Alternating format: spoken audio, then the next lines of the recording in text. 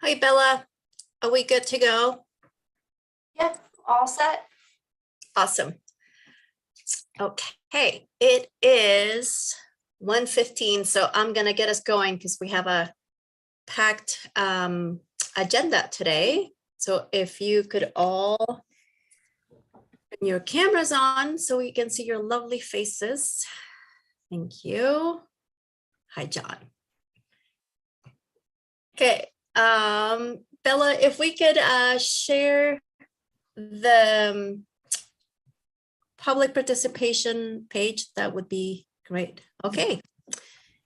So we continue to meet via Zoom webinar, but as you probably already know, there are many ways to participate and provide comment. You can let us know if you're in the meeting by raising your hand and we'll let you in to provide public comment. You can always call City Council members, leave a voicemail at 406-552-6012, and you can email all of us at council@ci.missoula.mt.us, and all of these meetings are recorded, so you can access them at your convenience. Okay, so with that, if we can do a roll call for attendance, please, Bella. Anderson, Becerra, Present. Carlino, Present. Contos, Here. Hess, Jones, Jordan, Nugent, Here. Savage, Cheryl, Present. Basika, Present. West. Anyone that I missed or joined? I don't think so, although I'm sure we'll see some more members trickle in. Right now, we only have 6 members, I think, if I'm counting this right. Yes. Yeah, okay, so we'll have to wait for some approvals, but let me see.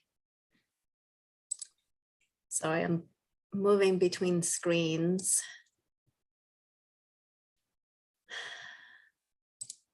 Okay. We have minutes from March 9th to approve. Let's do those at the end, because we don't have a quorum right now, correct? West just joined, so we now have quorum. Awesome. Okay, perfect. So any changes to the minutes from March 9th? Okay, seeing none, those will stand approved and be in our consent agenda. We will do a quick check for public to see if we have any public comments. And I don't see anyone attending to provide public comment on items not on the agenda. So with that, we will move to, excuse me, our first item on the agenda, and that's a second amendment to the Mullen Build interlocal agreement between the city of Missoula and Missoula County, and Jeremy Keene will present that item. Thank you. Good afternoon, everybody. I'm Jeremy Keene. I'm the Director for Public Works and Mobility. And the first item we have today is to approve the Second Amendment to the Mullen Build interlocal agreement with Missoula County. So this is the agreement that creates a partnership for funding on the Mullen Build project with the county. This was a federal grant that was awarded in 2019. In November of 2019, and we very quickly hit the ground with design and construction drawings, working through 2020 and early 2021 to get those ready to go. We were ready to go to construction in 21 and ran into some pretty significant cost inflation. So that forced us to go back and revise the scope of the project and add additional funding. And it also forced us to go back and resubmit our grant agreement with Federal Highways for the federal grant. So that unfortunately is about a 6-month process to get the grant agreement reviewed and approved, and we've just completed that. In the past week, received final approvals to issue a contract and notice to proceed with our contractors. So that's great news. We did incur some additional inflation during that time. And this amendment to our agreement basically trues up all the funding so that we have a fully funded project. So you can see that we increased our city contribution from 5.8 million to 6.25 million, consisting of 2.575 million from transportation impact fees, 3.675 from water and sewer development funds. So this will fully fund the project. These amounts were previously approved in our CIPs. So the budget for this has already been approved, and we'll be funding the transportation impact fees. Obviously comes out of that fund, and the water and sewer development fees we'll be using bonding to pay for the project originally, and then looking to recoup those costs, a good portion of those costs, through a latecomers fee, which is one of our additional agenda items today, and Logan will take us through that. So if you have any questions, I'm happy to take those at this point. Thank you. Thanks, Jeremy. Any questions from members? Kristen, go ahead. Yeah, sorry, I don't have a question. I just wanted to apologize for being late. I thought it started at 1:20, so I apologize for that. All right, thank you. Okay, so we do need a motion. Would anyone want to make that motion? Mike, go ahead. I will make the motion as presented. Great. So we have no questions. We have a motion on the floor. Please let us know if you have any public comment. Okay, no public comment on this item. Mike. I just wanted to quickly say thank you to Jeremy and his whole staff for all the work they put in on this. I was part of the initial group that went to DC with Jordan and Jeremy and a few others to hope and apply for this, and the effort that they and the county have put into this is just incredible. I just want to recognize that in this forum. So thank you.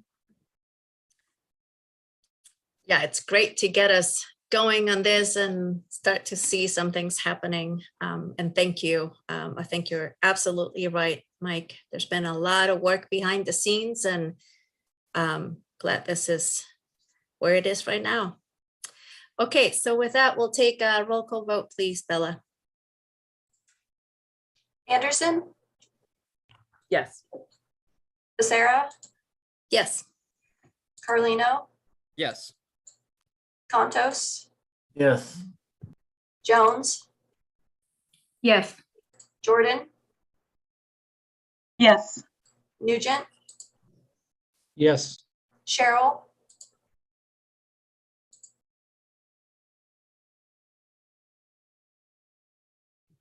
Sorry, my space bar didn't work. Yes. Basika, Yes. West. Yes. Thank you. That's all. Okay, so that passes and it will be on our consent agenda. Thank you, Jeremy. Thank you all.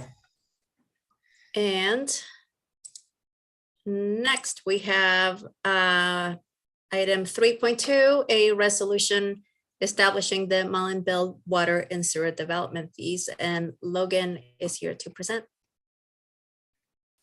All right, thank you, Myrta. My name is Logan McInnes. I'm the Deputy Director of Public Works for Utilities.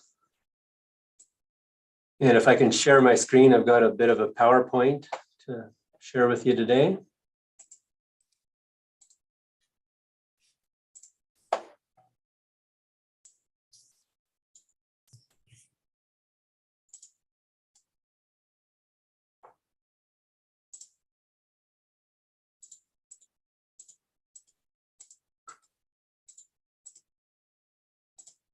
Okay, can you all see the overview of build project scope?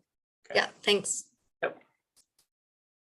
Okay, so we're here to talk about Mullen Build Water and Sewer Special Development Fees. And just a quick overview of the build project. You know, there was a $13 million federal grant that was intended to cover transportation improvements and drainage and other things with local matching funds.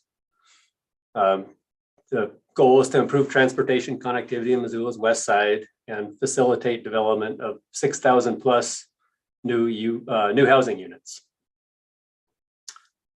So the specific parts of the project, I don't know how familiar all of you are, but maybe just real quick, I'll run through them. They're mostly the ones that in blue are the current phase that's being funded with the federal grant and the local funds.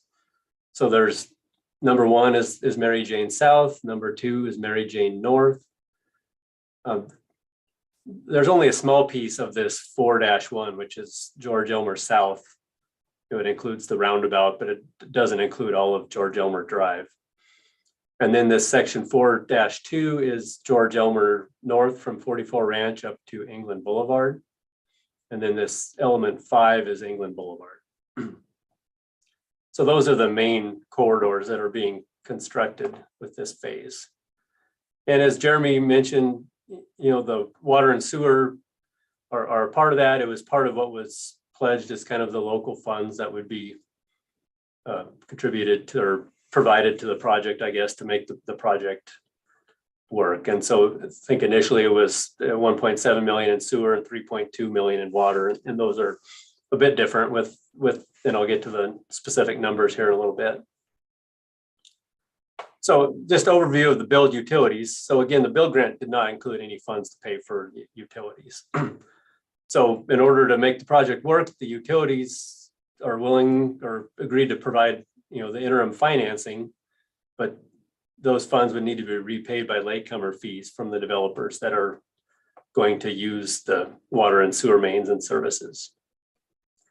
So the water and sewer mains and services will be financed initially with revenue bonds secured by the utilities. You know, the utility costs that we're going to ask developers to pay, they'll include, you know, the actual bid items for water and sewer that are running through their properties. And then, you know, proportionate percentages of design, engineering, permitting, and some costs relative to acquiring these revenue bonds. So not asking them to pay interest, but there's just some closing costs basically that would be included. So in total, it's 2.61 million in water and 1.33 million in sewer. So the specific water facilities we're talking about, there's a 16-inch and an 8-inch water main in Mary Jane from Mullen to north of O'Leary. I'm sorry, I can't show a map at the same time. I can put the map back up, or I have some different maps I can show in a little bit. A 12-inch water main in George Elmer from 44 Ranch up to England Boulevard. Then a 12-inch main in England Boulevard from George Elmer to Flynn. And then water service connection. So the development agreements, each developer has, you know, we've agreed to provide a certain number of water connections and sewer connections to each of them. So those will be included in the cost we would ask the developer to pay. In terms of the sewer facilities, we're running an 18-inch sewer main in George Elmer from 44 Ranch to England. And the portion through the McNett's Flats project has already been constructed. So I should have said here from McNett's Flats up to England, that sewer main's already been constructed. And same with the water main. McNett Flats constructed their portion of the 12-inch water main in George Elmer. Then an 8-inch sewer main in England from George Elmer to Flynn, and an 8-inch sewer main in Mary Jane north of Camden. And then again, the relevant sewer service connections. So how are we going to allocate costs for these latecomers fees? So the cost of water and sewer running through a particular property will be collected from the developer of that property upon connection. The city is paying to upsize from 12-inch to 16-inch water mains and from 8-inch to 18-inch sewer mains. And then we're also paying the cost of crossing the Mullen right away at the Mary Jane roundabout. In some cases, the mains run, they're in right-of-way splitting parcels. So a piece of main that's running between two parcels would be split evenly between those parcels. So, what are the benefits for these developers? These are costs that they would have been responsible for at time of development. A developer along, say, England Boulevard, they're going to have to build out England Boulevard improvements and pay for utilities. So, instead of them doing it, we're having to do it as part of this overall project. We can't go build these roads and not put utilities in them. It's a critical part of this project, and we can't wait for the developers to do them. We need to do them up front as part of the project. So back to the benefits, it's delaying the cost of these utilities until they're ready to connect. If they don't want to develop for 5 years, then they don't pay for 5 years until they're ready to connect. We've all experienced a lot of inflation and no reason to think that's going to change. So one of the benefits is, the costs are being locked in today. And so that they don't have to worry about future inflation and, costs for installing water mains and sewer mains. We're locking in that cost by getting it built today. And then another big benefit is a lot of these properties currently don't have mains sitting at their edge of their properties ready to be extended. So if they wanted to develop today, and if we weren't doing this project, they would be running additional mains off site to bring them to their properties. So I think that's one of the big benefits here is, we're asking them to pay what runs through their property, but we're not asking them to pay for anything to get those mains to their properties. Talk a little bit about our process for implementing these fees. So, today we're introducing the Mullen Build Water and Sewer Special Development Fees is what we're calling them. There will be a hearing on April 11th. Between now and then, we're going to be sending letters out. We've got a pretty detailed staff memo that we've written, lots of exhibits showing all the costs. So those are going to go out today to the developers and their consultants and maybe parties that we know are in the process of purchasing these properties. We're going to try to let all the folks know about this that have some, interest in the property. So as proposed, April 11th would be the date of hearing on this resolution to adopt these fees. And then, we're hoping April 18th, but obviously that'll be up to you folks to decide when the date of final action would be on the resolution. So that's really all I had prepared for today. Obviously for the hearing, we have a lot of details. Today seemed like the right time to just kind of provide an overview of the process and overall cost. But I'm happy to take any questions that any of you do have here today. Thanks, Logan. Any questions from council members? Yes. Oh, sorry. Wasn't seeing your hand. Okay, go ahead, John. Hey, Logan, I had a question for you. I understand putting all the infrastructure in before a lot of other things get going, but you said you would keep the price the same for latecomers to develop. Is that wise? Sounds like a good deal for them. Yeah, I think it is. These costs are pretty high. Right. I think there's going to be pushback from some of these developers. This is the cost of developing. And so, yeah, the utilities are taking on some cost burden by doing this, by financing this up front. We will benefit in the end. They're going to pay these fees, but they're going to, they will pay our regular water and sewer development fees in addition to these fees. Obviously the property, if we get 6,000 new customers, we're going to benefit greatly from the new customer base. So, I think that it's a good compromise. I think we're taking on some financial risk. If development just dries up, then the utilities are kind of stuck with these costs. But there wasn't any other great way to do it. There's not a grant to pay for it. SRF wouldn't pay for this. Trying to get an SID passed or something before this Mullen, before the build project went forward, it just wasn't going to be practical. So, Yeah. I feel like, we're making a reasonable contribution to help the project move forward, and that we will benefit, by the time, these properties develop and bring these connection fees and water and sewer user fees. I think it'll work out well for the utilities in the end. Sure. Maybe my question wasn't clear, or comment. It sounds like you're doing them a big favor by not charging them more if they're a whole lot later in hooking up to this. I mean, they're getting a great deal. I'm sure things are going up pretty quickly right now. In other words, that's very nice of the city to do that. Yeah, I mean, I think it's reasonable. They're going to think the costs are too high. I can about guarantee you. They're going to say, oh, I could have hired a contractor to do this cheaper myself. So I don't think they're going to perceive they're getting a great deal. I just think this is kind of the best way to move the project forward, to get the utilities in with the grant funded transportation systems.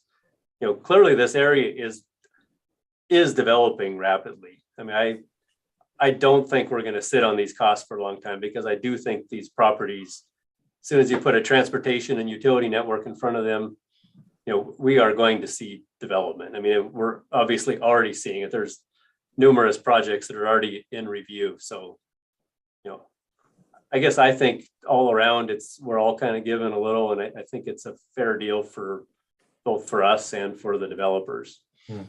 Sounds good. Thank you. I hear what you're saying for sure. I mean, we could have tacked on interest and say, oh, if you connect in 10 years, we're going to inflate that somehow. But it's just at that point, you're kind of speculating, and pretty difficult to figure out a fair way to do it.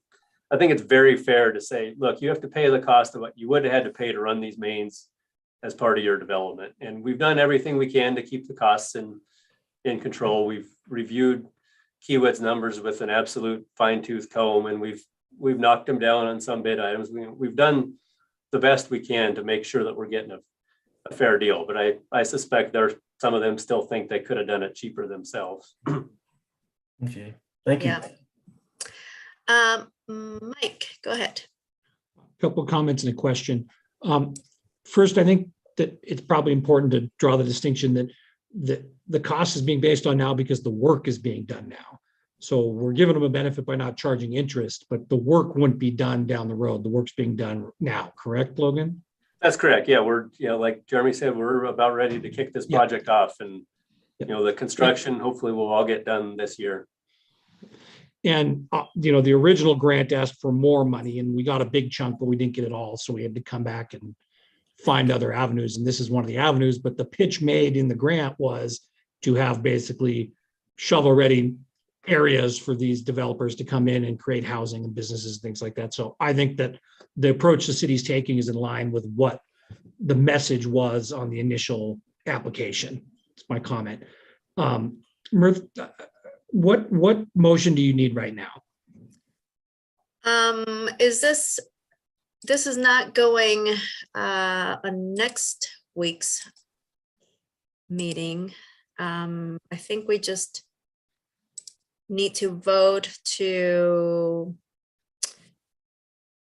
put it on the sorry, I'm looking at the dates here.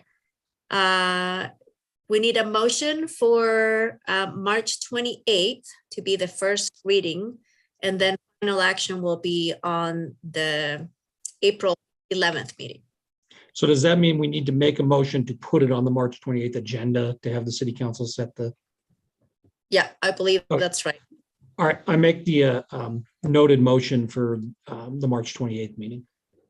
Okay, am I correct with that, Logan? Is that your understanding? So what I think we're doing is you have to set the date of the public hearing for April 11th. Yeah. I didn't think that final action would be that same night. No, final action in April. Okay. So the motion is to set the public hearing. Right. Yeah. Yep.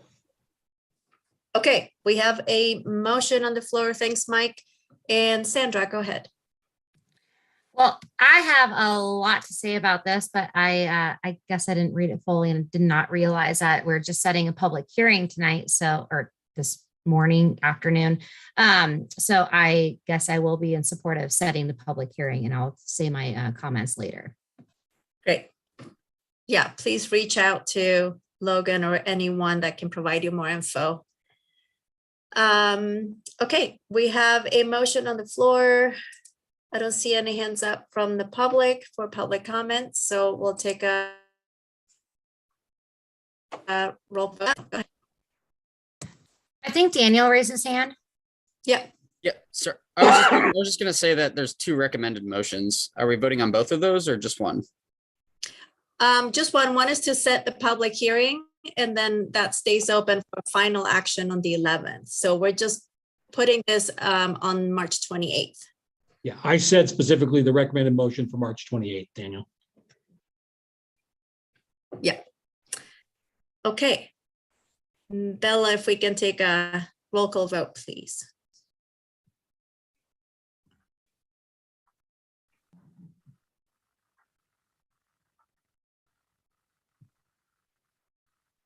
Anderson, Yes.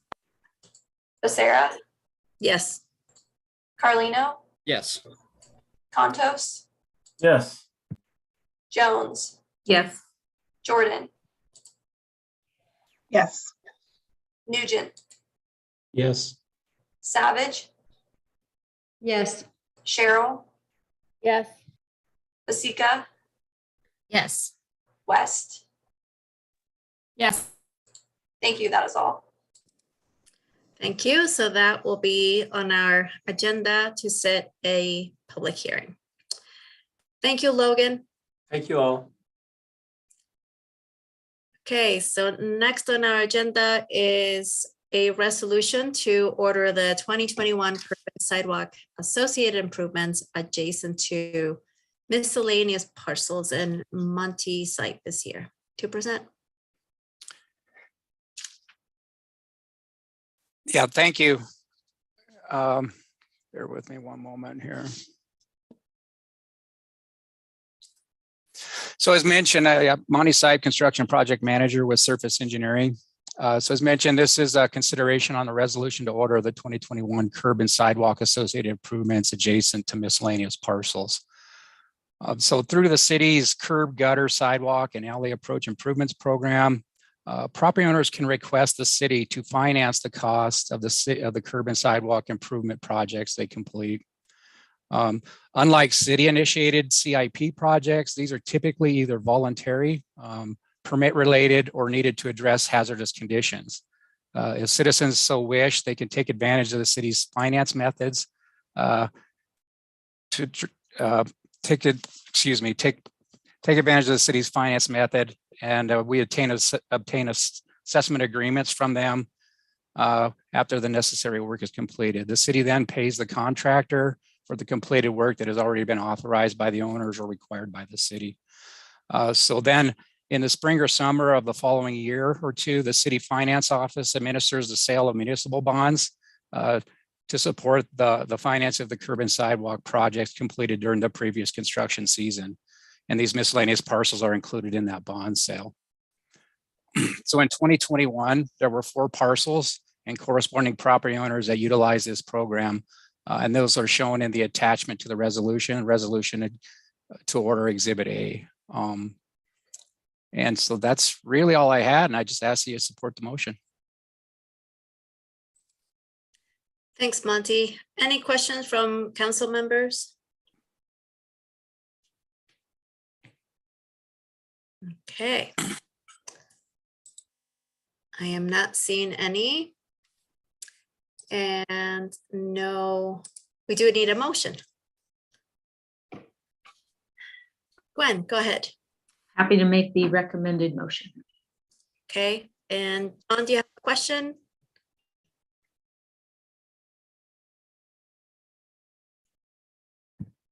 Yes, it was sidewalks and curbs. I guess. Yes.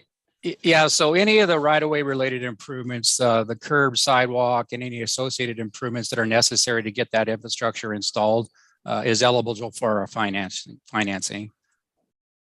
So the homeowners being responsible for the sidewalk and the curb?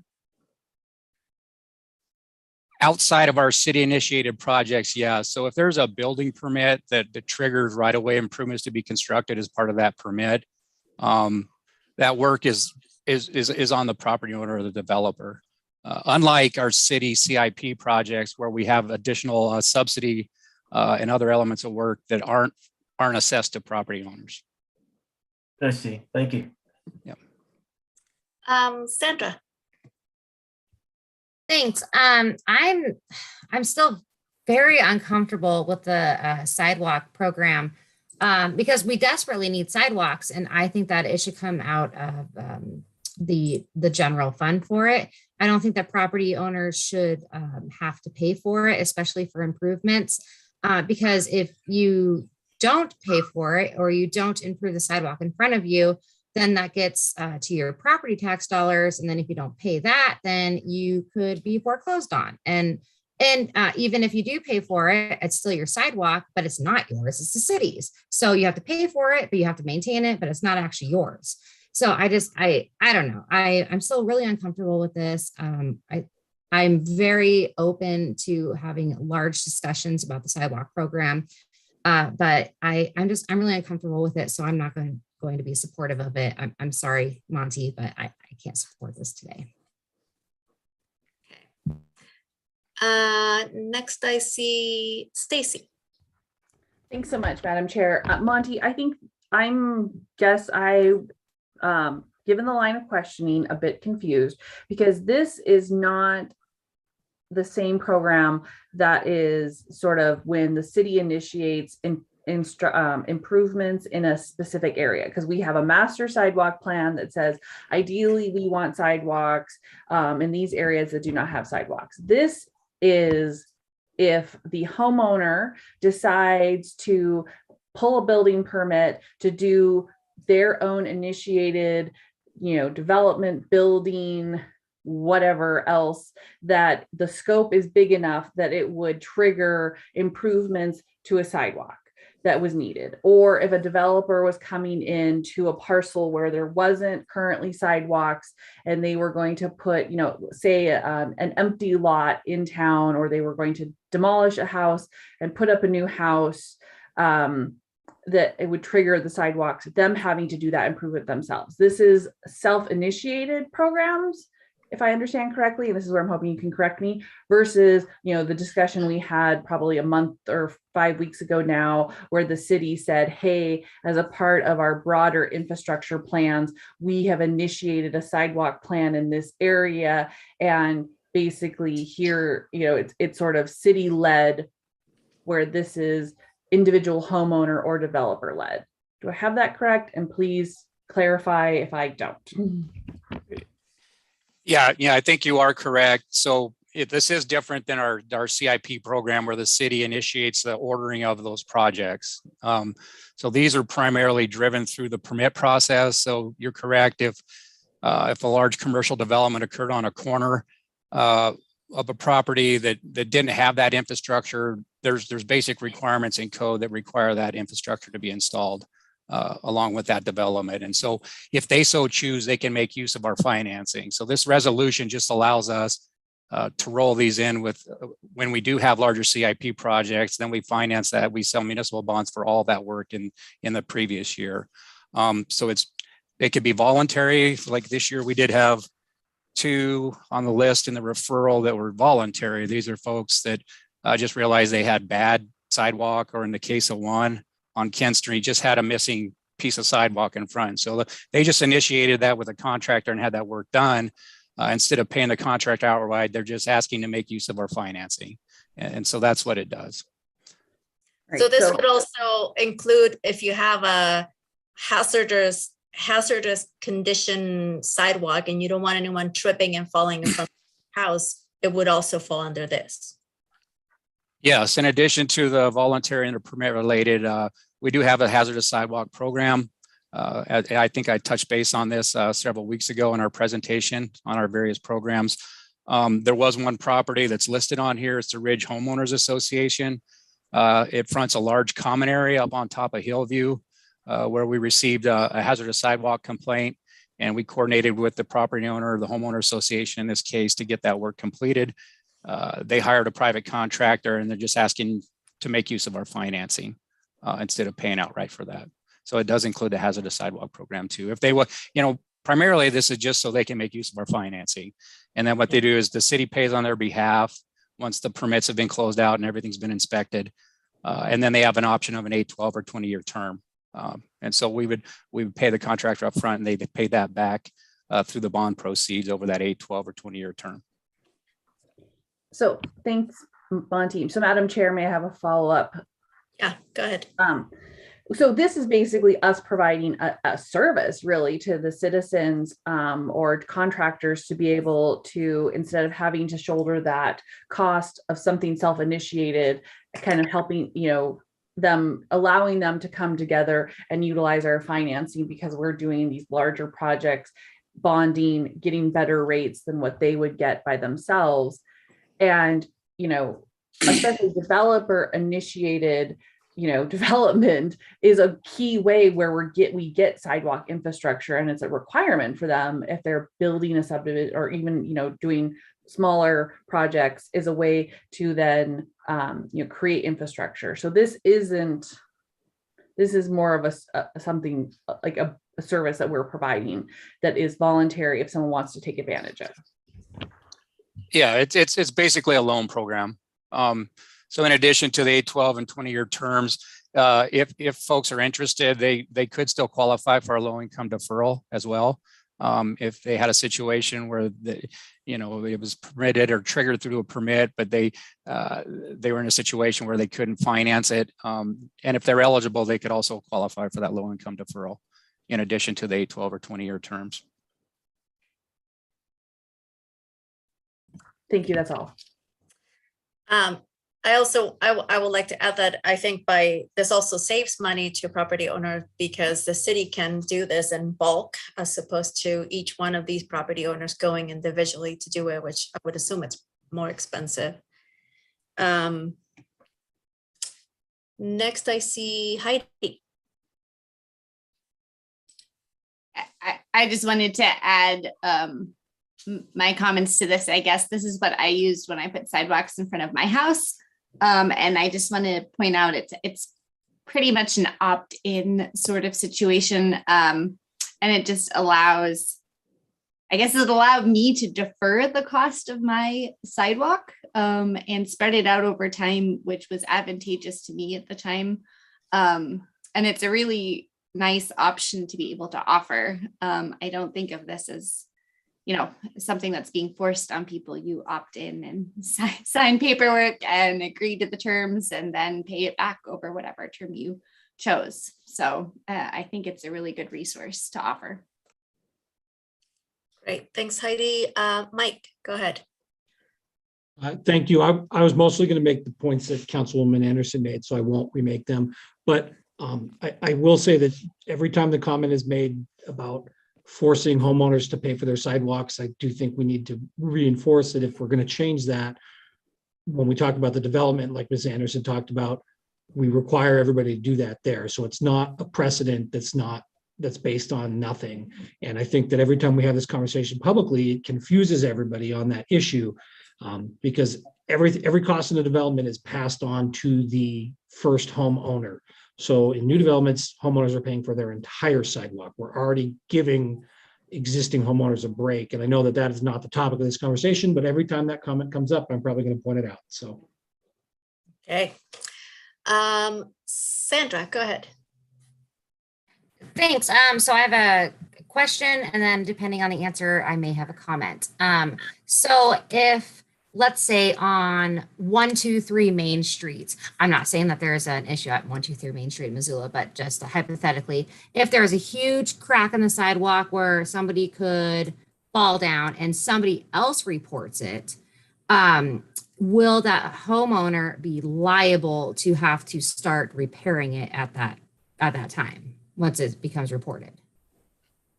Yes, if we receive a hazardous sidewalk complaint, we those are logged into our automated system or permit system as a complaint. We go out and investigate the complaint. And if we do determine that it is in fact hazardous, we have a process in place to notify property owners of the hazard, provide them some information on that they need to coordinate with a contractor to get that work done. We also provide information on our financing at that time. yes, when we do receive a hazardous sidewalk complaint, and this is what happened with the Ridge Homeowners Association. We received a complaint. We went up and investigated it. In fact, there was substantial amount of very hazardous sidewalk that needed to be repaired. We worked with the property owners, the homeowner association in this case, to coordinate with the contractor, get that work completed. And then they chose to make use of our financing. Okay, thank you for that very detailed answer. I really appreciate it. So it's not an opt-in service. It's a complete driven service. And no, it's not at the homeowner's discretion. The city owns the sidewalk, but the homeowner is supposed to pay for it, and the homeowner is responsible for it. And I don't know. I'm really frustrated by this. I'm not going to support this. Okay. Heidi, I see your hand up, but also Daniel, I don't know if that's residual hand. Okay. And Bella, also, I see that Ross is in the attendee. If we could promote him to panelist in case he wants to participate, let's let him in, please. Daniel, go ahead. Thanks.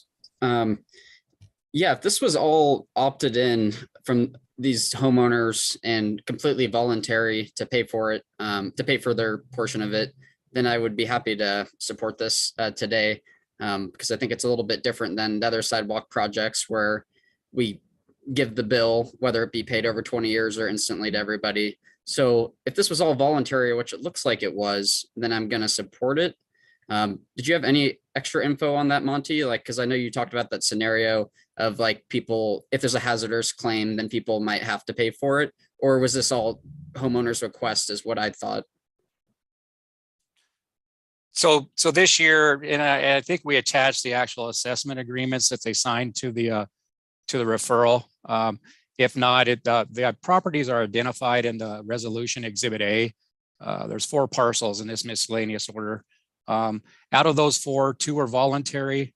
1 was permit related, so it was triggered. It was lacking infrastructure, was triggered through a permit.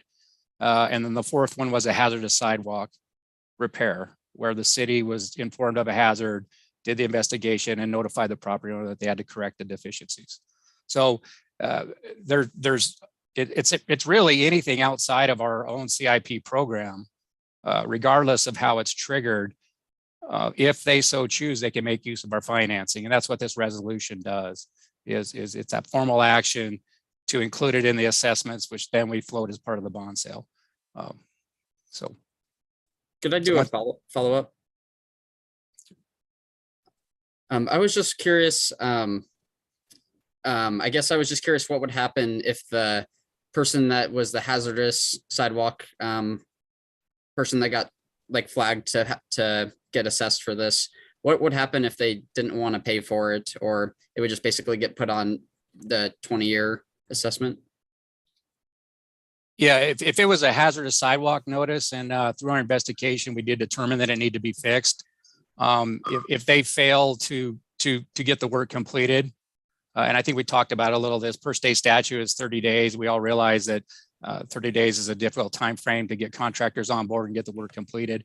But we work with them to try to get that work done. And if nothing's moving after a certain time frame, we would actually hire a contractor and get the work done. And it would be part of this miscellaneous resolution order. We would have the work completed. We would assess the property owner through it. And our default is 20 years. So unless the property owner wanted to choose a different method, we would put it at a 20-year assessment.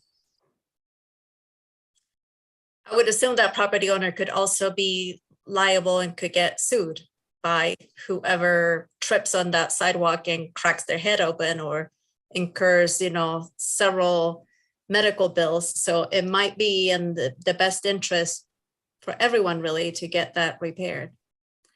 See your hand up again.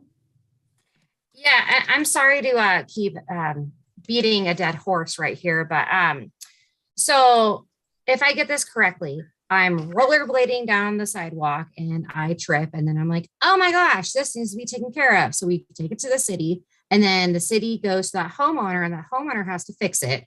And if they don't fix it, then the city comes in and fixes it. And then they charge the homeowner and puts it on their property taxes. But if the homeowner does not pay that part of the property taxes, then the city can come and foreclose on their house. Is that correct? All up until the very end, I haven't experienced a situation where somebody hasn't paid off the assessment under the timeframes involved. So I guess that would have to get into, how many other liens are on the property, who's first in line, versus, when we record these assessment agreement, it by default becomes a lien on their property until such time it's paid off through the assessment program. So yes. Okay. Thank you. Okay. Daniel, is that a residual hand that I see? Okay. No. No, it wasn't residual. Sorry. Okay. Yeah, now I've got a little bit more clarity of the situation. And since it's not all voluntary, I don't plan to support this. And one of the reasons, like, for example, why I think the funding should be changed to be with our sidewalk program is that if you look at the neighborhood with the most sidewalks, it's the U district.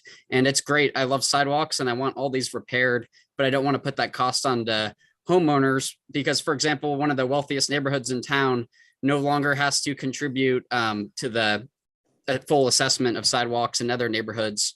So basically, I think this would be better funded by the city entirely rather than making everybody have to bear the burden just to equal $140,000 a year that I think the city could just pay for with other ways that we fund sidewalks rather than all these assessments. I mean, I just think, like, for example, that we have about $20 million to spend on police and security. I think we should have a lot to spend on sidewalks. So I'm not going to be supporting this today because I don't think the adjacent homeowners should have to bear the assessment costs. Thanks. Okay. Yes, I understand the frustration about this topic, and I hope that the presentation that we had was helpful in better understanding that this is a policy issue that we need to tackle at some point. I also want to remind you that there are different buckets of funding, that it's not just not doing one job to pay for another. So let's keep that in mind as well. Gwen, go ahead. So I feel like we've been talking a lot about sidewalks for the last 3 months, and I just want to point out that council has spent 10 years figuring out sidewalk policy and honing it down and figuring out how to make it work. And actually, it's in a really good place right now. And if new people on council don't like it, I would recommend that you guys do some research and look into it and talk to prior counselors who spent hundreds of hours working on this policy. And when we refer to the University District, I want to remind you that people in that neighborhood paid to put their own sidewalks in. So you should be taking that into account. And now we have a funding formula that's highly subsidized by the city. I also want to point out that money doesn't grow on trees, and the city has a huge amount of needs. And the small amount that we ask homeowners for to contribute to sidewalks that go in front of their house that benefit everyone in this community is extremely reasonable, given that the value of their house goes up. And yes, if there are issues out with a cracked, broken sidewalk that is dangerous, I invite any of you to ask our city attorney for a legal opinion regarding who will pay if someone falls and is liable, because we want safe sidewalks. So I understand that people have concerns about the sidewalk program, but we have many bigger things to do in my mind on council than spend this much time on approving us as a conduit of financing for projects that people have already opted into. So I just want to keep a little perspective on what we're doing. This is not hard. This is the simple stuff, guys. That's my opinion, and I'm voting for it. And I hope we can move on to something else pretty soon. Thanks. I see Mike but I also see Jim Nugent's hand up, and I'm going to give priority to the senior Nugent. Go ahead, Jim. Yeah, I wanted to just clarify something because I know this is very confusing and there's a policy but I can point you to 3 different state laws that say the property owner owns the right of way all the way out to the center of the street. So the city does not own the sidewalk. The property owner technically owns the sidewalk. In fact, they own to the center of the street. If there's ever a vacation, for example, of right of way, which we've had many against the irrigation ditch or against the Bitterroot Railroad tracks, you kind of draw a line in that right of way and it goes to the 2 abutting property owners. And the city has no power to issue a deed with respect to these right of ways. What occurs is the city holds these public lands in trust, and the city manages and administers these public lands because on the plats it says dedicated for public use. But they're not owned by the city, and that probably makes it even more confusing to some people. But like I say, I can point you to 3 different state laws that say that the abutting property owner owns the land all the way to the center of the street.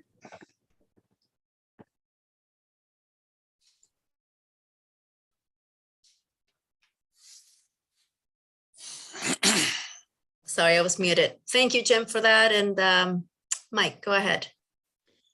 Yeah, Counselor, keep your camera on because I have a question for you. But I do want to say quickly that just because somebody lives in a large house that might be worth a lot of money doesn't mean they have discretionary funds. So they could use the sidewalk program too. There are examples of people using this. I was not on council, but I was part of this conversation. We commented, this is tremendously a better program than we had previously. I have concerns with the statements made that the city is going to foreclose on houses at the end of this process. I think it's an irresponsible leap to get there. So I guess I would like somebody to clarify for me if that is actually the end result of somebody not paying off this lien, or if rather if somebody doesn't pay their taxes, their tax bill gets assigned and that goes through that process under state law.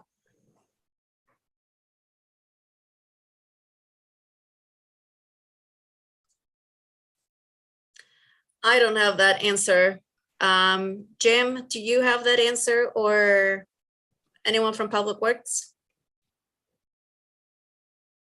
As I understand it, all your taxes and assessments and that go into one property, your legal description, and the county clerk and recorder will not let you make partial payments, whether it's just city taxes, county taxes, school district taxes, state taxes.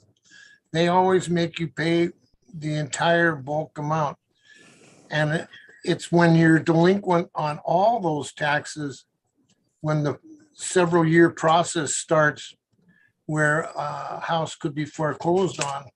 And then there's even a 1-year grace period after that. But I haven't had to research it recently, but it used to be a 3-year process before you could foreclose on any property for tax purposes. And then there was a 1-year redemption. Now, like I said, I haven't had to research that recently. Okay. Do you have a follow-up, Mike? No. Okay. Bella, could you make me co-host, because I can't lower people's hands and I'm confused. Who's next? I think it's Heidi. I was just going to say that I feel like this discussion's gotten pretty far offhand, and that what we're considering right now are 4 agreements that have already been made by property owners and entered into. And I think I'm not sure what would happen if we didn't uphold it, but I assume the city has also already paid for these sidewalks, because that's how it worked when I did it. And so we should probably recoup those costs at this point. Yep, that's an excellent point. Gwen, is that a residual hand that I see? Okay. Sandra, your hand's up.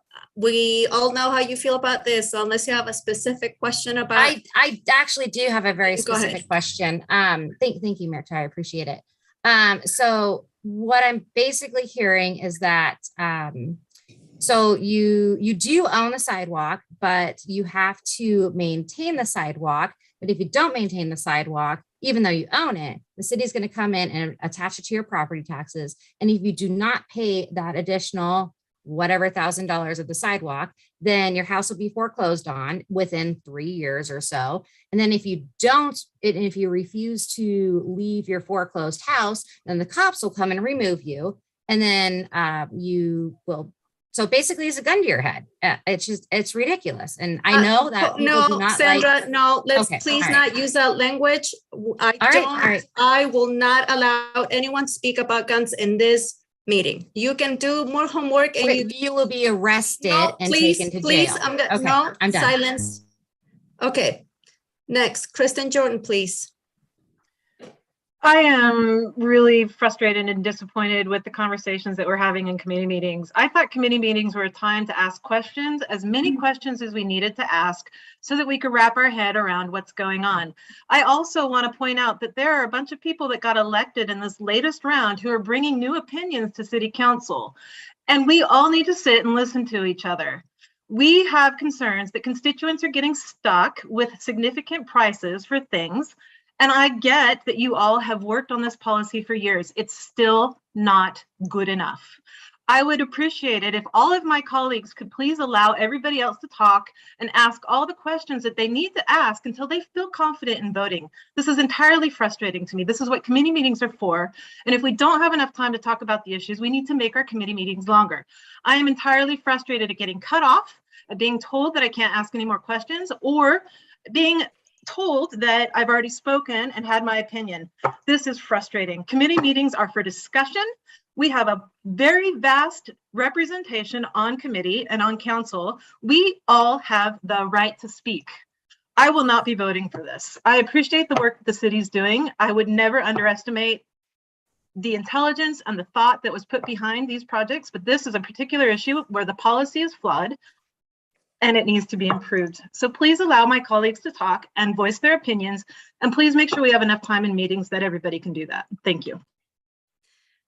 Okay, I'm gonna say this one more time. We schedule meetings and the information that's in the referral is sent to all of you with plenty of time in advance to make any questions additional that you might have.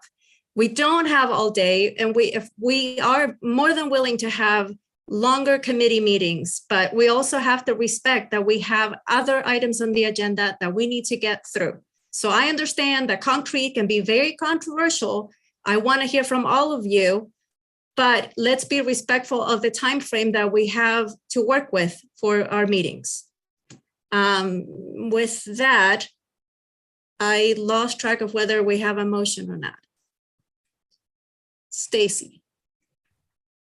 Thanks, Madam Chair. If there's not a motion on the floor, I'm happy to make it the recommended motion. And with that, I will call the question, because you're right, we need to move on. And there are times for counselors to submit questions prior to committee meeting.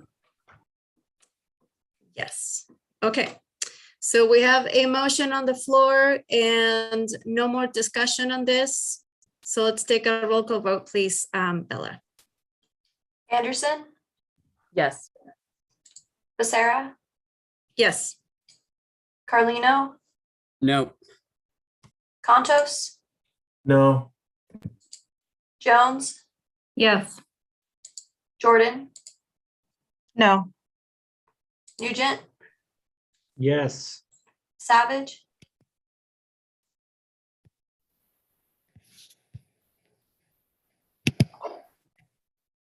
Cheryl, Yes. Basika, No. and West. Yes. Thank you. Okay. We will put this on the consent agenda. And you're welcome to separate that and speak to it if you want. Okay, next, we're gonna move to our next item on the agenda, and that is a presentation on the Higgins Avenue corridor. Thank you, Monty. The Higgins Avenue corridor, and Aaron Wilson is here to present. Yeah, thanks for having me. For a reminder for everyone, I'm Aaron Wilson, the city's infrastructure and mobility planning manager. And Good thing about this presentation is that there are no decisions made at this point, so we'll have plenty of time to come back and have that discussion, because I think this is a project where there's a lot of trade-offs involved, and so glad to hear discussion at council, and I think we can have a lot on this, and it's a good opportunity to provide input now and get those questions as we move forward, because we're just at the point of unveiling some draft concepts and alternatives for the design of Higgins, and I wanted to go through those. And we're just at the beginning part of the public involvement phase for this round. So great opportunity, I think, for council to see this, ask some questions, provide some feedback, and then I'm always available to come back and talk about this in more depth when the time's right for additional discussion. So with that, I think I'm going to share my screen here. Let's see. All right, can everyone see PowerPoint? Great. All right, so as a reminder, this project is looking at Higgins Avenue between Brooks and Broadway. So both the north and the south side of the new or newly in the process of being restored Bear Tracks Bridge. And the project came out of a number of different plans and processes, in part because of the new bridge that we're putting in has highlighted the need to look at how we can create consistent facilities all along Higgins. We also have recently wrapped up a downtown master plan that really focused a lot of attention on these sections of Higgins and the potential to do something that enhances the adjacent land uses and the corridor itself in different ways. So we, the city and the Metropolitan Planning Organization are jointly funding this project. We started about 9 months ago, last summer, with the initial analysis of what's going on today, doing some public outreach, and then have spent the last several months developing these concepts, working with other partners like the Montana Department of Transportation to make sure that what we're bringing forward will work for the corridor in some way. There's a lot of trade-offs, but that all of these alternatives have been vetted, that they're all addressing what we've heard and our goals for the project. So I am going to walk through just a couple of background pieces so we all know why we're doing this project, what we're hoping to get out of it, and sort of what we've heard to date. And then I'll dive into the actual alternatives themselves so you can see what we're looking at. So just a quick reminder, the outcomes of this project that we established at the beginning are to accomplish a number of things. The first is, and perhaps most important, is to create a safer street. And that means creating it safer for all users, whether you're biking, walking, driving, taking the bus, that there are improvements we can make to reduce the number of crashes and make Higgins a safer place. We also want to improve Higgins as a destination and a gateway, that it is the heart of downtown and in some ways the heart of Missoula. It's one of our more important and highly utilized corridors. And it's also a place that people go to, that Higgins isn't just a street or a road that people travel along to get as quickly as possible from one end to another. There's a lot of reasons to go to different parts of Higgins. Related to that, we want to help increase economic activity to build on the growth in Missoula and support new and expanding businesses and other types of growth along the corridor. And then finally, all of those things kind of wrapped up together will hopefully lead us to what we call the postcard street that's envisioned in the downtown master plan, that it's not just a street that is moving people, but it is itself a destination and sort of highlighting the character of Missoula. So the way that we're going to do that through this study is, first and foremost, engaging business owners and residents along the corridor. We want to have as much or as full buy-in as possible for this project, knowing that if we don't have a lot of support, that it's going to be really difficult to make the hard decisions in terms of trade-offs that we need to make for this corridor. So we really want to understand how people use it, what their concerns are, what they hope to get out of it, both from business owners and residents.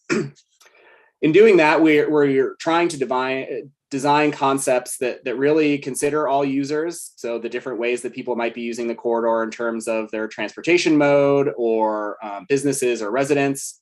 Again, improving safety. So every concept that we're going to talk about today has some benefit for safety for roadway users. And we want to make sure we're providing space for people of all ages and all abilities, so that regardless of the stage in life or your physical abilities, that you can use this corridor successfully and that it is comfortable and accessible. And then finally, all of this, again, hopefully improves opportunity for access along this corridor and into downtown Missoula. So that's sort of the way in which we were developing the concepts for this project.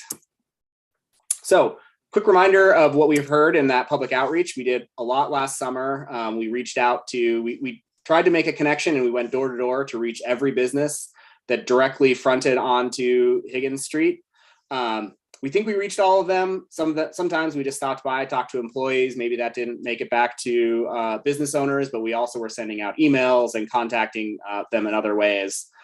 So we talked to a total of 82 businesses, whether that's just a couple of minutes of conversation or hour-long meetings. We also talked to over 250 individuals through engagement at events and opportunities downtown or through online surveys. So we talked to a lot of different people and to get their input and thoughts about the Higgins Street corridor. What we heard is maybe not surprising given what we went into this and what I think we all know about transportation and particularly downtown, but we heard a lot about safety, particularly related to bicycle and pedestrian roadway users. And I think some of that could be due to high profile crashes. There was a bicyclist who was hit and severely injured on the corridor about 2 or 2.5 years ago. I think that was fresh in people's minds, but just the feeling of safety traveling along the corridor. Also, no surprise, we heard a lot about parking. People were really interested not just in the number of parking spaces, but the location and the quality of those spaces. So are there issues with, say, on the hip strip where you have really tight travel lanes and narrow parking spaces that creates conflict and friction with passing vehicles? We also heard substantial or had a number of conversations about left turns, and this was true for both business owners and people who are traveling through the corridor, that there is a real frustration with the inability or the current left turn restrictions, that makes it hard to get onto the side street, to find places to park, to access the businesses or the destinations that people might be going to. And so that is something that we tried to address in our designs, and you'll see a number of ways that we've tried to do that. People had a lot to say about public transportation. I think knowing that Higgins is a really prime corridor for high quality transit service. The downtown master plan mentioned a possible future trolley or fixed rail streetcar type transit system. And so we received a lot of feedback about how people might want to use transit and how it fits into this corridor. And then finally, the protecting the look and the feel, and this relates to that developing sort of the quote postcard street of the character of Higgins is really important to Missoulians, both the businesses who are there and the people who are going downtown. And so that's something we've tried to factor into our different concepts.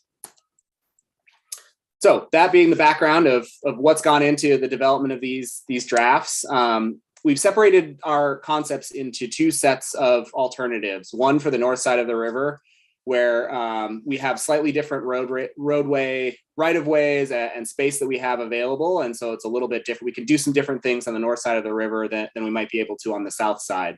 So we split these into two separate sets of alternatives. On each side, we're looking at what we call the no build, which is essentially the decision to keep it as is today, which sometimes I don't think we always include those as what we'd consider an alternative for change, but there are distinct trade-offs and pros and cons of staying with what we have today, and not all of the existing is positive, and not all of the changes are also a positive for every user. So really thinking about what the trade-offs are for our decision space. Oops. Within the design concepts, I just want to make sure we're clear on some of the things that we're talking about and showing in our renderings. The first I want to really touch on and make sure we understand is the 4 to 3 lane conversion. When we talk about this in terms of a roadway, there are a number of reasons to do this and a number of different outcomes that happen when you do a 4 to 3 lane conversion.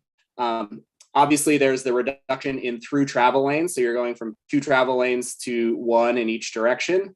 But what you gain is that dedicated center turn lane, and that provides some added benefit of vehicle circulation, and safety, and providing a space for people who are turning left, whether it's an intersection or a driveway, to make that movement safely and provide dedicated signal phases for that.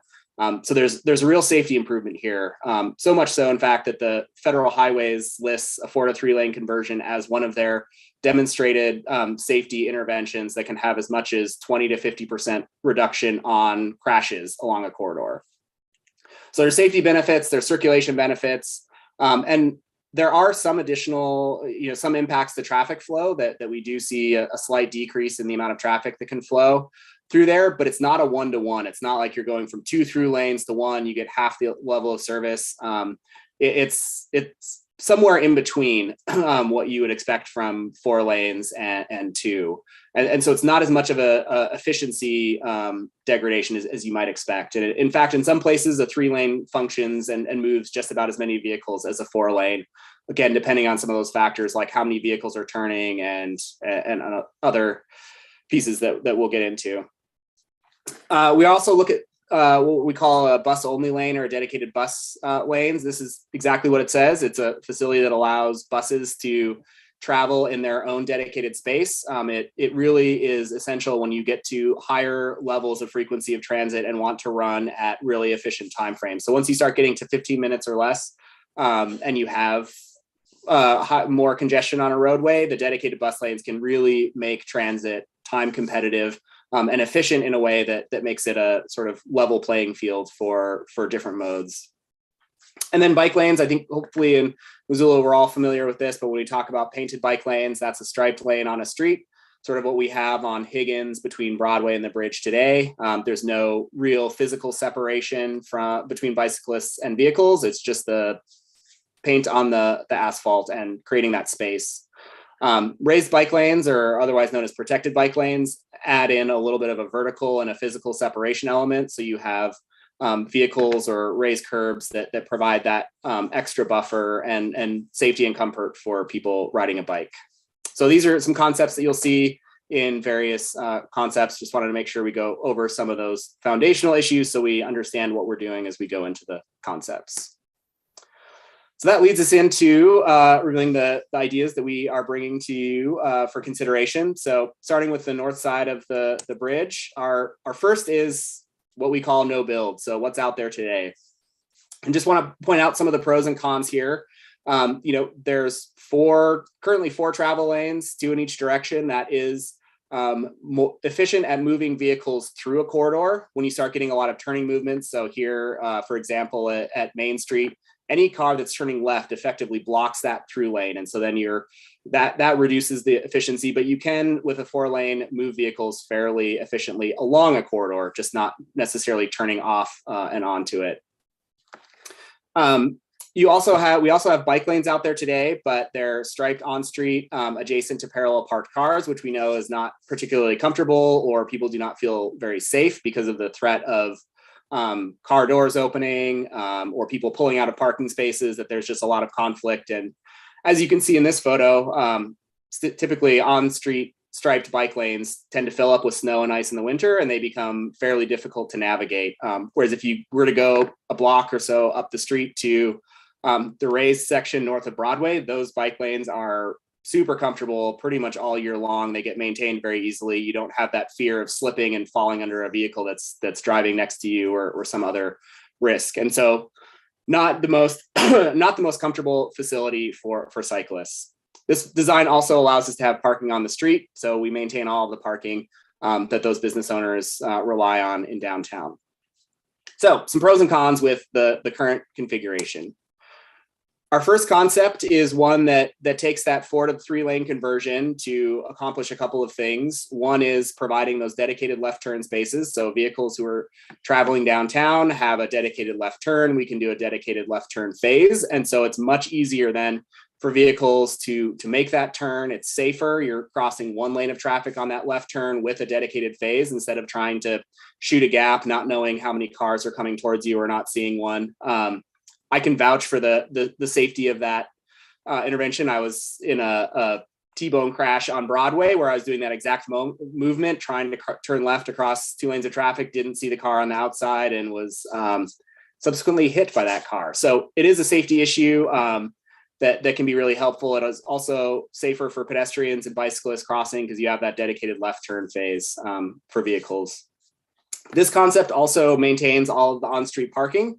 So that additional room we get from going from a 4 to a 3 lane to accommodate that center turn lane also allows us to move to retain the on-street parking and move the bike facility into a protected raised bike lane on the outside of the parked cars. So a better bike facility, safer, more accessible, allowing left turn lanes. But we would expect a little bit of extra delay and queuing, primarily at that peak travel time of the PM, sort of 4:30 to 5:30 period. So a fairly short amount of time. The modeling under our highest vehicle growth scenario showed about a 30 second additional delay on the corridor if we go from a 4 to a 3 lane. So that's concept A. Again, adding some additional turning movements, going from a 4 to a 3 lane, retaining all of the on-street parking, and adding protected bike lanes for additional improvement to bike facilities. Concept B for the north side of the river is a little bit of a hybrid between the two. So it would be retaining the 4 travel lanes, so keeping that emphasis on moving vehicles through the corridor. But what this does, instead of adding that center 2-way left turn lane, it removes a lane of parking in order to get the protected bike lanes. So this is trying to illustrate, again, those trade-offs. We can't do everything within the right of way that we have. And so this is one alternative trade-off that really prioritizes movement of people through the corridor. So you have better bike lanes for moving people. You're still retaining the 4 travel lanes, but you don't get that circulation and sort of parking access that you get from concept A. So those are north side of the river concepts. Moving on. Well, before I move on, I guess I should say on our website, and as we're evaluating all of these, we've looked at a number of different criteria to identify how well each alternative performs related to those criteria. So looking at things like biking comfort and safety, motor vehicle operations, parking, et cetera. And what you'll notice, and what I'll point out here without going into all the specifics, you can get that on our website, a detailed breakdown of how each of these perform for each of these measures. But what you'll see is no concept does all of these things better than what we have today. So it's all about trade-offs and what do we want to see the corridor provide for us in terms of these different criteria. Mike, did you have a question you want to jump in on? Yeah, quick one on this slide. How come you didn't put expected cost as a criteria on this slide? I know that at some point that's covered, but. Yeah, we didn't want to get too much into cost. I think that's something we'll get into. What we did do, and you'll see on the more detailed evaluation for each of these alternatives on the website, is that there is a maintenance piece to it. And we did look at cost to some degree. Some of these we could do much easier than others. I guess, when we're building protected bike lanes, there's a cost associated with that. But when we get to the south side of the river, there's some alternatives that we could do primarily through striping that would have a very low cost. So I think we wanted to identify sort of what's our highest priority in terms of improvements, and then look at how we would pay for that, and maybe have some of these things to fall back on if we really just couldn't get that, if we didn't feel like that funding was realistic. Thanks, Aaron. Yeah. Daniel, did you want to ask a quick question before I move on? Go ahead, Daniel. I was just going to say, I was trying to interpret this chart. It looks like concept A is the safest for bicyclists and for motor vehicles as well. Is that correct? Yeah, concept A really has the highest level of safety, in part because of that 4 to 3 lane conversion, which we know has improvements for safety for vehicles as well as bike and pedestrian traffic. Whereas concept B, you don't get that same level of safety benefit of adding the 2-way left turn lane, going to a single travel lane in each direction. So concept A, you could say is potentially the safest of the 3, but there are other trade-offs associated with that in terms of motor vehicle operations. There's 1 parking space loss there just due to configuration of some of the lanes in the protected bike lanes. So yes. Thanks. Yeah. Amber, did you want to jump into the question too? Go ahead, Amber. Yeah, thanks. I'm curious. I'm curious in concept A, you said there could be a longer queue at some of the lights. I mean, do you have any concern around that backing up through the next light because those blocks seem very short?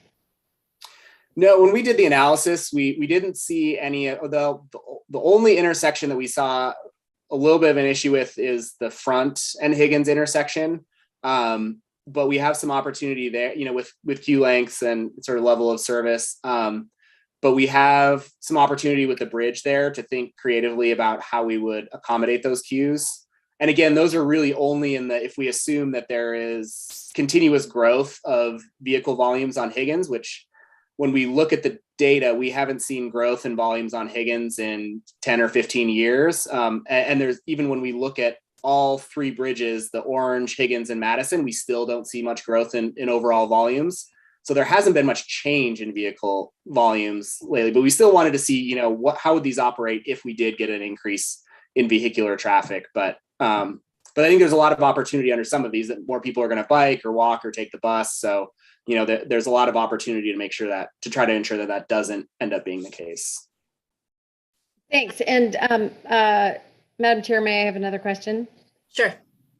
So I remember reading this years ago, and it's always kind of fascinated me that some in cities, some like not, I mean, I'm making the numbers up because I don't remember, but like 90% of traffic in cities is people circling to park, which I know we're trying to go to more of a multimodal type of transit, but I'm also just curious about like, just looking at it conceptually, looking at the you know, some of these concepts looks great, but losing 21 parking spaces and just, it's this weird trade-off with the environmental piece because we want people riding, but if they're not and they're circling and circling, that's obviously terrible. I just wonder, I want your thoughts and your knowledge on that.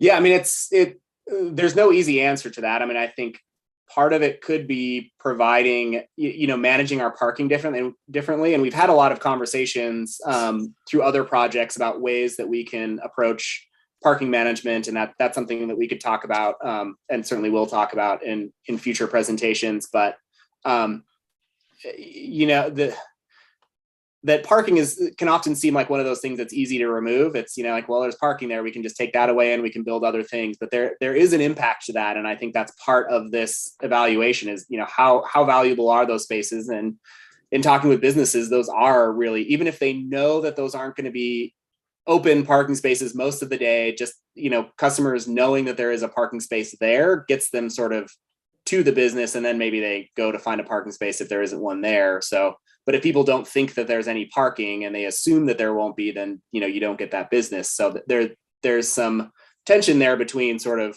transportation option, you know, benefits and sort of the economic and parking side. And I don't know that there's a perfect answer to that other than build a structure, you know, in more places, which is costly and can certainly look at, but it's a challenge for sure.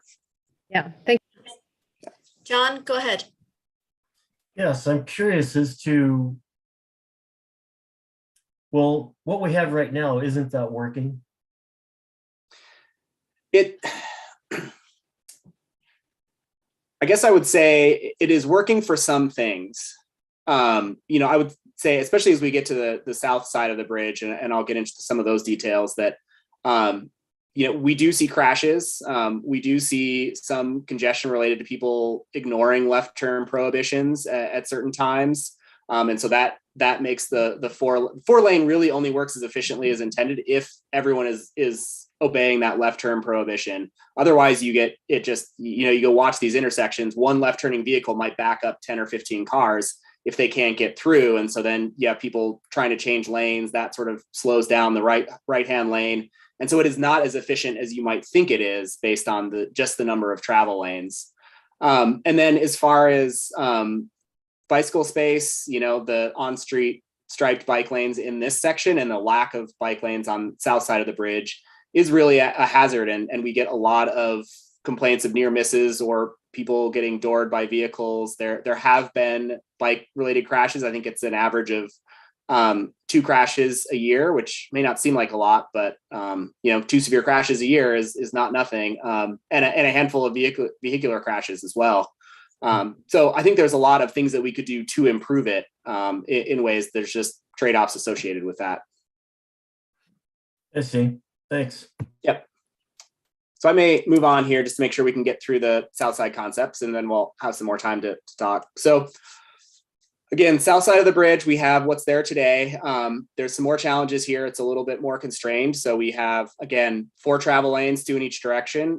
But due to the constrained right-of-way width, we don't have room for bike lanes. So what we have is what we call sharrows. So it's a shared lane. So bicyclists are taking that outside lane and biking in traffic. That has some real negative safety issues for sight and comfort. That people just won't do it if they don't feel comfortable. So then they'll bike on the sidewalk, which we know is less safe than being in in a dedicated facility. It's just less predictable. And it's also slow for drivers. So if you're stuck behind a person biking, you're driving at the speed that person is biking, which maybe at peak travel times when traffic is moving slow is not such a big deal, but any other time, certainly going to slow down traffic and create conflicts, which is stressful for everybody. We also have really constrained lanes. So all of these lanes are at minimum. So the parking lane is really tight. And as I'm sure any of you know, if you've driven down this corridor, particularly in the winter, when you start to get snow plowed to the middle, you really have maybe a lane and a half of travel in each direction. And so it's really tight through here. And we get a lot of complaints when we were talking to business owners or employees who park through here that they have concerns about side swipes, getting broken mirrors, vehicles driving too close to each other because it's too tight through here. Transit struggles a little bit because it's so tight, and it just creates an issue. So some benefits here, we do have on-street parking. We do have those travel lanes for moving people through. The other issue in this section that we are having to deal with is Highway 12, which goes from 5th right here up to Brooks. So part of that one-way couplet, and then up Higgins to Brooks is federal highway, and there are semis and other freight traffic that we need to think about. So some challenges there. Concept A for this side of the bridge is similar to what we were considering on the north side in terms of going to a 4 to 3 lane travel or vehicle section. Again, you get the left turns allowed, and you can do protected left turns with that. You simplify the traffic movements a little bit. So if you're pulling into one of these driveways, you're only crossing 1 lane of traffic instead of 2. That's a much safer movement, and we can get some real safety benefits from that, both for vehicles and for people biking and walking. It also gives us room to add in striped on-street bike lanes. So again, this is an improvement from being in traffic for cyclists, because then you now have dedicated space. But maybe it's not the best possible facility that we know would be comfortable for sort of that all ages, all abilities, because you do have vehicles close to you. These are pretty tight lanes still. We still don't have a ton of room to work with. And you have that on-street parallel parking that is a sort of a risk for people biking. So some trade-offs here. We get some additional transportation facilities in terms of multimodal access. We get some better vehicular access. We get safety improvements. We're able to retain the on-street parking with this design, but we might lose a little bit in vehicle efficiency and congestion at that peak hour. Concept B is going essentially one step further on this to a protected bike lane. So as I mentioned, we didn't have enough room just going from a 4 to a 3 lane to get a protected bike lane.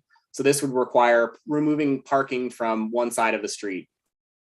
So again, similar pros and cons to the last alternative, although in this one, we do have that loss of parking. A little bit of a caveat on that is it's not as much parking as we might think, because there are limited parking spaces on that west side of Higgins. So if you can picture in front of this senior citizen center, let me go back here, you've got a couple of driveways, you have a bus stop, you really only get a couple of parking spaces at the end of that block. And similar on the previous one where you have driveways into Big Dipper, into Vera Donuts and that building, the gas station. So really a number of these blocks only have a few parking spaces. And so there is a loss, and particularly for those businesses that might, it's nice to have those parking spaces available, but there is a little bit of a loss. But the trade-off there is we get protected bike lanes, you get more separation. That's just sort of safer and easier for all of the modes to interact in that environment. Concept C is one that might take a little bit of more time to describe. This is the most transformative for the corridor, but it's taking a look at how we could make this a transit priority street in terms of getting that dedicated bus facilities. And the idea that we've illustrated here is what we call a two-way or a single lane bi-directional dedicated bus lane. So the buses are both directions are operating in that single lane, and when they need to pass, they do so at a raised sort of center station platform. So imagine just off the bottom of this picture, there would be a raised platform in the middle of the street where people would be waiting to get on and off buses, and then you'd have good crossing to get to that station. And the buses that are going in opposite directions would pass at this station, pick people up, and then continue on their way. So it can be a really efficient way to provide much higher level of transit service, and then they're in a dedicated lane. They can get through. They can maintain those headways at all times of the day, and just provide a real transit priority. And it gives a sense of permanence to transit here that you wouldn't get otherwise. So some trade-offs with this particular alternative is that you lose that center turn lane. So there's even a little bit more impact on vehicular movements. That's something that we really have to consider with this. You also lose the ability, or you lose parking in certain areas, particularly where you have this center station, because you're expanding the amount of space needed for a bus from that single center lane to the single lane for the platform, and then two adjacent bus lanes. So we're really constrained with space there, and we'd be down to a striped bike lane and a single lane of traffic and no parking. But converse to that, on the other blocks, we can still get that protected bike lane. Potentially we can retain on-street parking, or do have some more flexibility in what we do with the right-of-way here. One of the other major downsides to this is that the pedestrian space gets a little bit smaller because we just don't have the room to do all of this in the current sort of curb to curb width. So we would have to be reducing sidewalk widths through here, or you could also look at potentially removing parking, but there's some additional trade-off there of do we take that space from the pedestrians and go with a narrower sidewalk, or do we look at some of these other places where we could gain some space? So key trade-offs here, again, really increased transit service and prioritization. You get the better protected bike facilities. You still maintain vehicular access, but it's definitely reduced. And I think we'd have to be creative, particularly around the highway 12 sections of this to maintain the level of service that we would need to. And you do keep some parking, but not all of it. So there is a loss in parking spaces.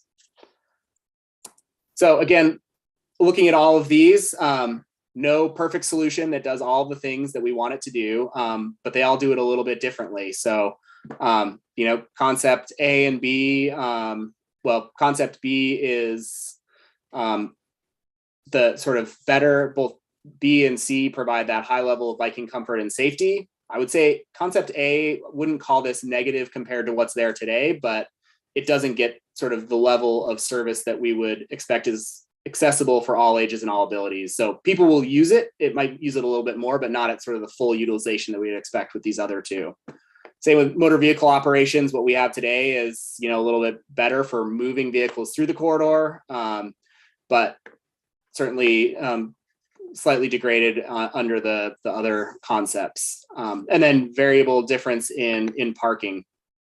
And I think concept C, we're able to pick up spaces by doing some creative use of sections between 6th and Brooks. There's a right turn lane that this concept, I think, takes that and turns it into parking instead of a right turn lane. And you could do similar improvements in front of the Missoulian and some other places where we could add a little bit of parking where we may have lost it for a portion of one of the blocks.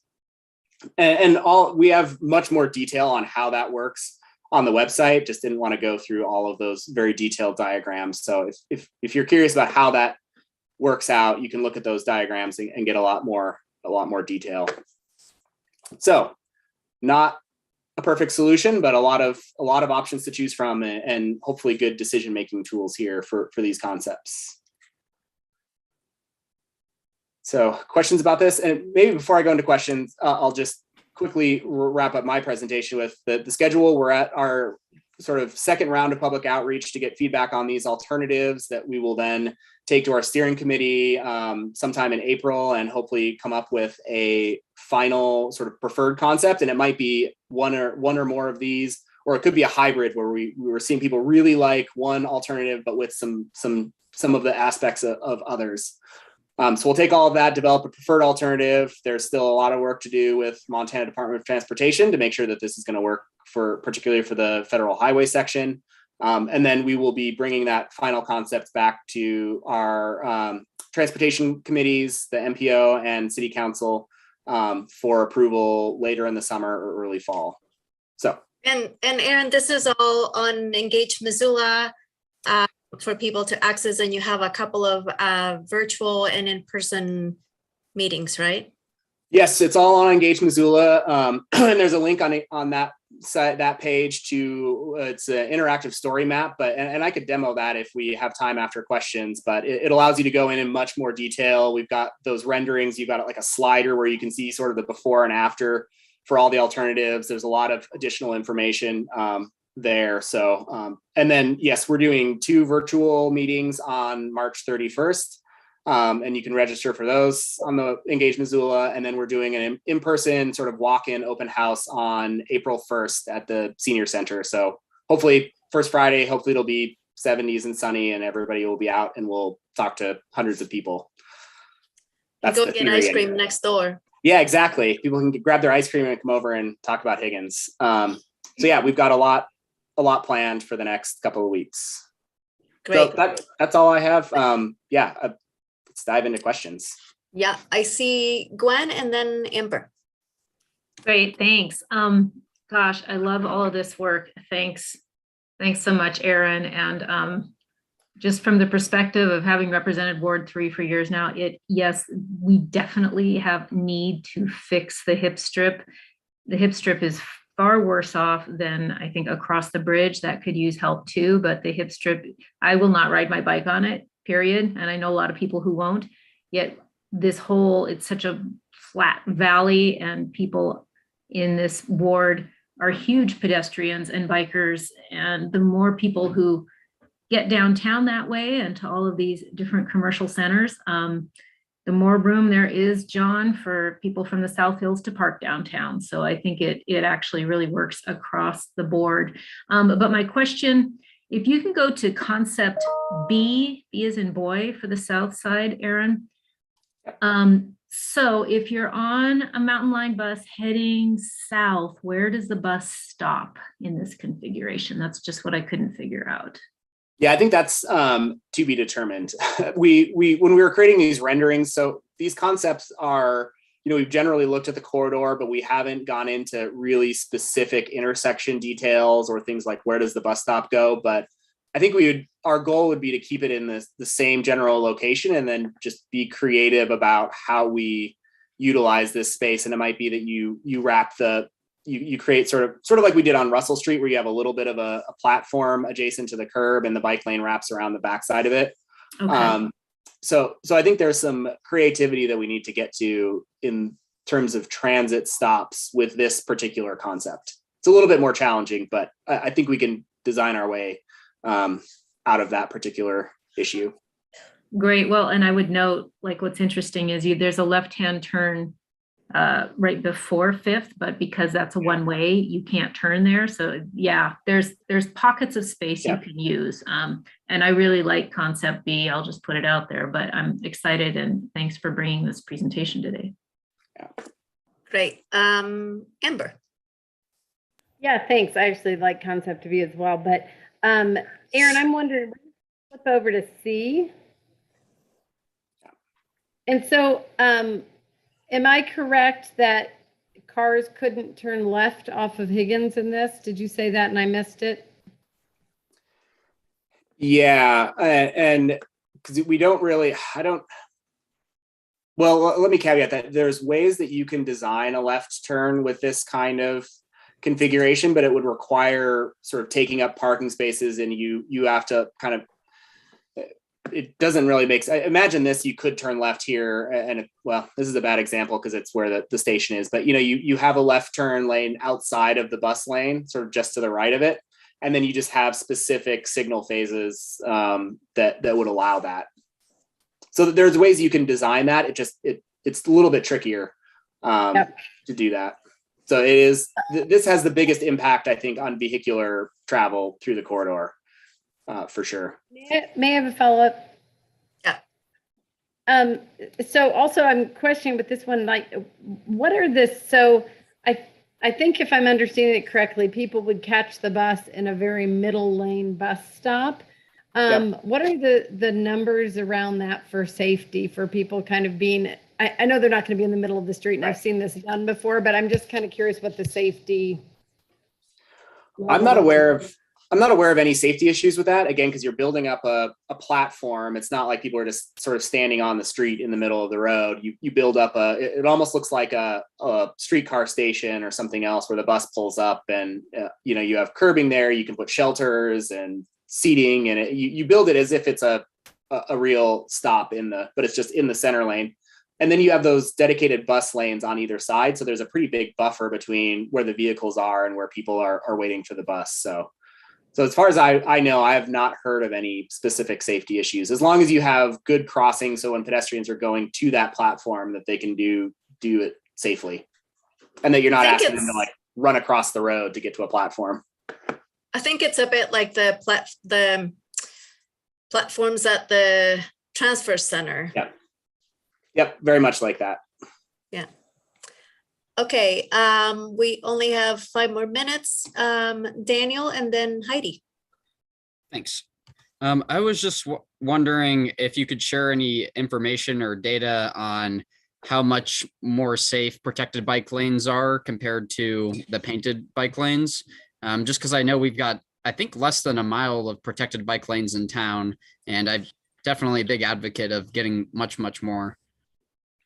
Yeah, I don't know that there's a hard and fast safety component, but we do know like there's a lot of really good research that I could share on how the utilization of facilities. So on a street like Higgins, where you start to have higher volumes and potentially multiple lanes of traffic, that people won't feel comfortable in a traditional striped bike lane, but they will in a protected bike lane. And so you see much higher utilization. And there is also, I could make up the statistic, but I don't know off the top of my head sort of the specific safety benefit, but putting in something like a protected bike lane has been shown to have safety impacts on vehicles as well. So there's some evidence that, the better bike facilities you provide has safety benefits for all modes of transportation. And again, I apologize for not knowing the specifics of why that is. I think part of it is just predictability, that you have less, vehicles not knowing what bicyclists are going to do and vice versa. And so that predictability is really important. Some of it may be that if there's a little bit of slowing of traffic. So we know that the slower traffic is moving, the less likely we are to have crashes, and particularly severe crashes. So all of those things kind of work together for something like a protected bike lane, and maybe to a lesser degree a striped on-street bike lane have those safety benefits. I don't know if that answers your question very specifically, but there is research out there and documentation. I can certainly find that and send it along if you'd like to look at it. Yeah, if you could send it to council, that's always helpful, I think. Yeah, thanks for all your work. Great. I don't see any more hands up. I'm gonna go to the public for Diane. If you have any comments or questions, let us know. And I think Heidi had a question too. Yeah, Heidi, go ahead. So my question is about what outreach has been done to students at Hellgate High School. I know that is just past the curve onto Brooks, but I know my almost high schooler is planning on biking from the north side to Hellgate High School, which means that they're going to be using this corridor. And I assume that there's kids from the Rattlesnake that do pretty much any space north of the high school, I guess, would be probably going down this corridor. So yeah, what have kids said? Have you talked to kids? We actually have 2 Hellgate High School students on our steering committee, and they've participated in conversations, and we've tried to reach out and sort of use them to get out. And I think it's a good point that, we'll try to engage with the school some on this process too, and make sure that we try to at least engage with some high school students through this, but particularly through the steering committee, I think having a couple of students on has been really helpful for their perspective. Thank you. Yep. Especially when we get to having scooters and you start to see high school kids on scooters during lunchtime, is going to get really chaotic in this particular section of Higgins. All right. I don't see any more hands raised, and thank you so much, Aaron, for the presentation, and we'll try to attend some of the meetings that are coming up, and I encourage council members to do that as well if you have the time. This is really interesting stuff that can have a huge impact in the safety for this piece of Higgins, for sure.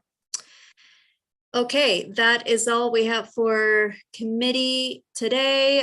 One housekeeping item, Bella, let's put item, I think it's 3.2, the sidewalks on committee reports, please. There were enough no votes to warrant putting it on committee reports, and that will allow for further discussion. In the meantime, please reach out to staff if you have questions so that they can be prepared to answer. Yeah, Sandra. I thought it was a 3.3. I might Could be be. mistaken. I'm not looking at my screens open here. 3.3, correct. All right, thank you. Thanks. Okay, so with that, we would be adjourned. Thank you.